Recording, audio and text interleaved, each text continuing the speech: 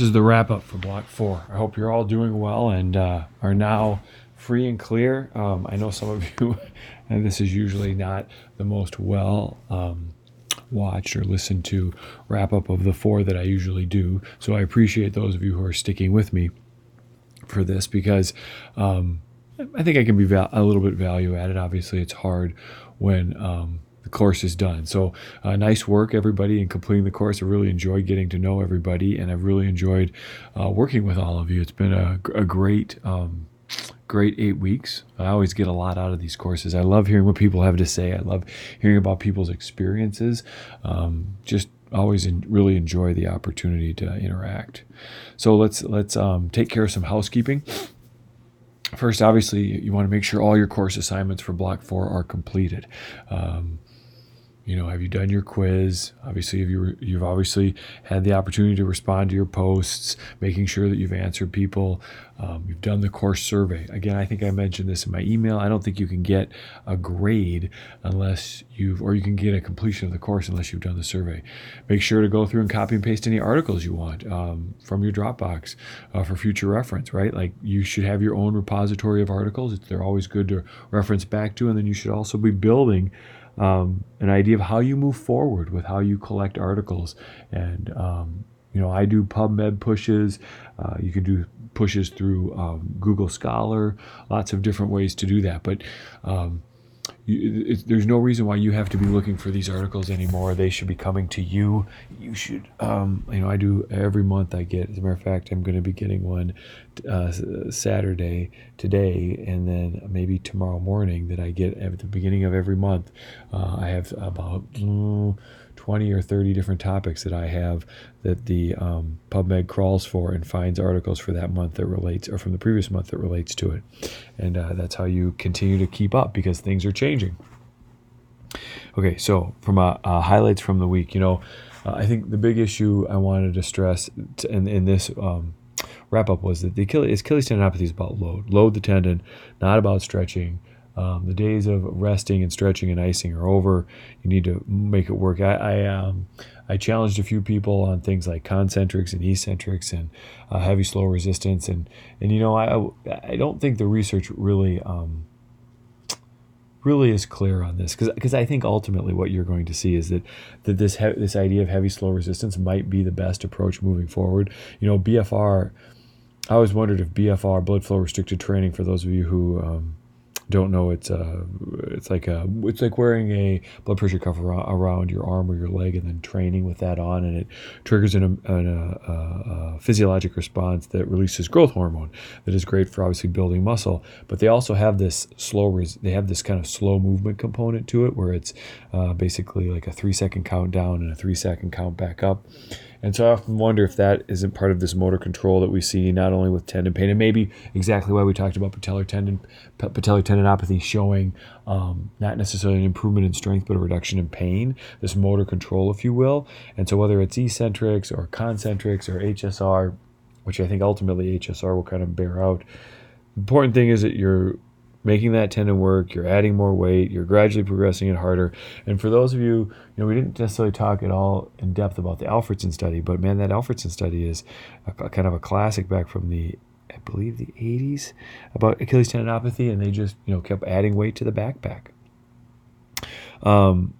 Understanding some of the information that's in the clinical practice guidelines, I think is important. We didn't probably stress that as much during the block. So understanding that manual therapy is got a decent rating of a B for those. And the reason they do that, the reason that Whitman article was so important in regards to acute ankle sprains is most people would say you shouldn't be thrusting on an acute ankle sprain or mobilizing an acute ankle sprain. You should let it heal, give it some rest, maybe wrap it, put some ice on it. Maybe you can do the alphabet, but God forbid you thrust it and you just create more hypermobility, right? Which we know is not true because that's not what's happening. Exercises is important to get that ankle, to engage that ankle right away. And then the balance retraining, or what they call sensory motor retraining, but really it's just proprioceptive awareness. Heel pain, right? Same thing. We can still be doing some similar things that we do in the Achilles tendon. But that there is a kind of a variety of things that seem to provide an analgesic effect, and like the stretching, the manual-therapy, the foot orthosis, night splints, and taping. And I will argue that ultimately strength, when we find out how we can really strengthen the intrinsics of the foot, or do a better job of strengthening the intrinsics of the foot, as well as these concentric, eccentric, plantar flexion, dorsiflexion exercises, those two will bear out to be true. But just keeping those in mind, because we need to be guided by what the evidence says. Patient case. So my take on this is my take on the patient case. I kind of gave it away last time, maybe. But my take on this is this young woman is not training appropriately. She ramps up too fast. She probably does too many days in a row. And I would argue that during her off season, she should have been being more consistent with her strength training. I would have done. I don't feel that there's enough evidence right now in gait assessment to make me spend a lot of time on the treadmill. I sometimes will have patients listen to how they heel strike. They usually will heel strike harder on the opposite leg, the uninvolved leg. And sometimes I can have them kind of alter that, but that's about the only thing I feel like they can take with them. There has been some research on cadence changing, speeding up your cadence. I don't know if I would have spent a lot of time with that outside of the fact, and I wouldn't have spent as much time mobilizing. I might have done a little bit, but I thought she spent a lot of time, and I don't think I would have done as much in the home program. I'd have put her right on the stair, and I'd have said, talked about what the posterior tib does, and explained to her how that last little bit of inversion of the calcaneus or abduction of the calcaneus or adduction of the calcaneus is really important on that end range part, and I would really make her work. And we could have done some adduction of the foot, or working an inversion adduction and sitting with a TheraBand to again work that posterior tib. But I would have gone right into load. She wasn't that irritable. I don't expect her to be irritable. I don't think I needed to spend a ton of time on her mobility. But with that being said, that's just my opinion. Everybody had pretty good answers. Everybody was working into exercise. It's fine if you wanted to mobilize her that first visit, because if you did, you still wanted to go have her work.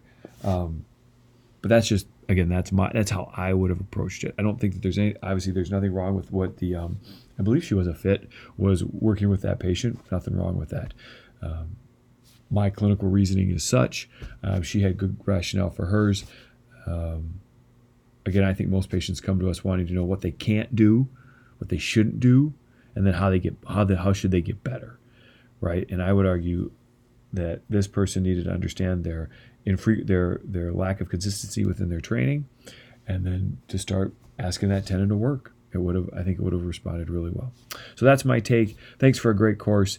I enjoyed meeting all of you. If you ever have any questions in the future, if I can be of any assistance in the future, please don't hesitate to reach out. Otherwise, good luck with all of your programs. And for those of you who are done, congratulations in completing your program. And for those of you who have more to go, good luck in the future. And remember, evidence-based medicine is not standing still. It's a continuous process. And so what you learn today will not be what you know tomorrow. So keep on learning. Otherwise, take good care.